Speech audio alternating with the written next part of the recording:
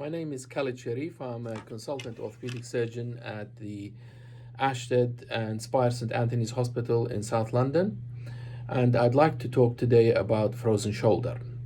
There's got to be a disclaimer. This is an educational video. It's not meant to guide you into the treatment or indeed to diagnose yourself with the condition. You've got to see your GP and your Consultant Orthopaedic Surgeon for that purpose.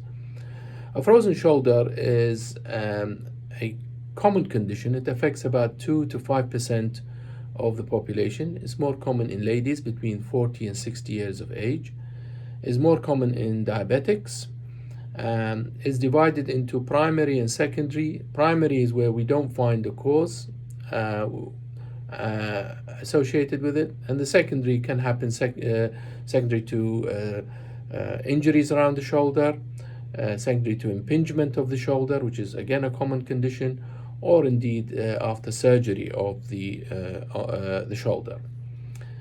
Now, the process affects the capsule of the shoulder. So it's the capsule of the shoulder that's mainly affected with frozen shoulder, and that goes through stages. It starts with an inflammation, an increase in the blood supply to the capsule, and then ends up with fibrosis and contracture of the capsule of the shoulder. So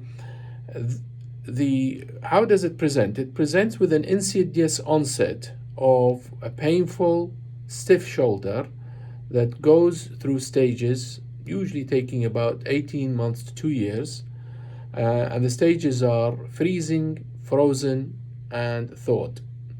The freezing stage is painful shoulder, which is not so stiff. The frozen stage, where it is painful, less painful, but becomes stiffer. And the thawed stage is where it becomes very stiff, but the pain wears off. Now, it's mentioned as a self-limiting condition, and I believe in that, but actually, if you read the research, only 56% recover full range of movement, which is pain-free in the shoulder after conservatively treating a frozen shoulder.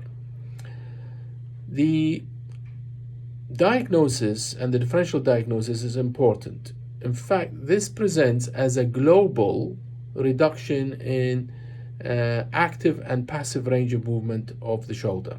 So there are many conditions of the shoulder where it is painful and stiff, but this is usually another common condition, for example, is impingement of the shoulder, and that is mainly presented with painful condition of the shoulder with abduction of the shoulder, mainly with overhead activities. This is a reduction, stiffness of the shoulder in all directions of movement of the shoulder, associated first with severe pain, then the pain wears off and it becomes stiff but less painful. The differential diagnosis, you've got to differentiate it from arthritis of the shoulder.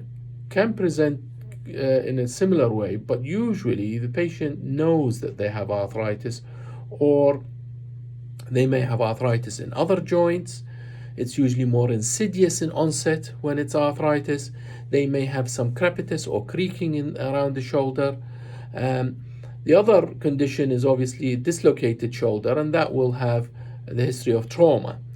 The X-ray will definitely tell the difference. There's very little to find in X-rays of the primary frozen shoulder, but the findings would be very obvious in arthritis and in dislocation.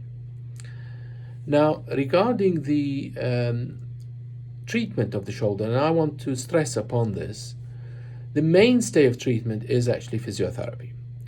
The physiotherapy has got to be guided physiotherapy, and it's got to be gentle physiotherapy. If this is aggressive physiotherapy and if it's done without consultation, then you can actually do more harm than good. If you try to forcibly increase your range of movement, you can actually prolong the recovery process and you may damage your shoulder. So the second treatment that is well known is intra-articular steroids, and that research has shown differences in the effect of intra-articular steroids. In the short term, up to 8 weeks, it's found that it improves the pain and the range of movement. In the long term, there has been benefit compared to those that didn't have steroid or had placebo injected. There is some benefit with regards to range of movement, but not so much with the pain. In my practice, I tend to offer intra-articular steroids and physiotherapy as in the first place for the treatment of frozen shoulder. The other treatment is hydrodilatation, and this is where you inject a large volume, 30 to 40 milliliters of a mixture of normal saline, local anesthetic, and steroid into the shoulder to try and disrupt the contracted capsule so that you can improve the range of movement of the shoulder. Literature has differed. It depends on what you read, really, regarding the benefits of hydrodilatation. Some say it's more beneficial than others. In my practice, I found that the more severe, especially in the later stages of a frozen shoulder, hydrodilatation does not offer that big a difference in regards to the pain and range of movement of the shoulder. But I think it does have a role, especially in the middle stages of frozen shoulder. In the first stages, I would offer physiotherapy, non-steroidal anti-inflammatories orally, and intra-articular steroids. I want to also talk about the surgical treatment of frozen shoulder, and this really there's two procedures. They can be done together or separately, and that's a manipulation under anesthetic, and it's a general anesthetic, and an arthroscopic release of the frozen shoulder. With the manipulation under anesthetic, it's got to be a gentle manipulation, and it does have risks. So you can get fractures around the clavicle, proximal humerus, brachial plexus injuries. With regards to the arthroscopic release, generally a safe procedure done as a daycare procedure under general anesthetic, where you can release the contracted capsule under vision, and you generally release the rotator interval, the coracohumeral ligaments, and the glenohumeral ligaments as well. I tend to go further, and I do a 360-degree release around the whole socket of the shoulders, so the glenoid, and I get a full range of movement immediately. Having said that, the patient still has to go through physiotherapy afterwards, and I tend to inject steroids post-operatively as well. And I get very good results following this. I tend to offer it for the severe frozen shoulders, and I tend to avoid it in the first 6 months from the onset of the condition. So in summary, I hope this video has been useful, but frozen shoulder is a common condition. It's a self-limiting condition where the shoulder is both stiff and painful.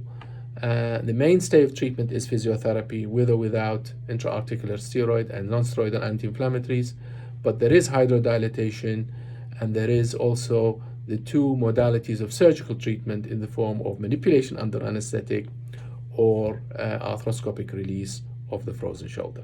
Thank you.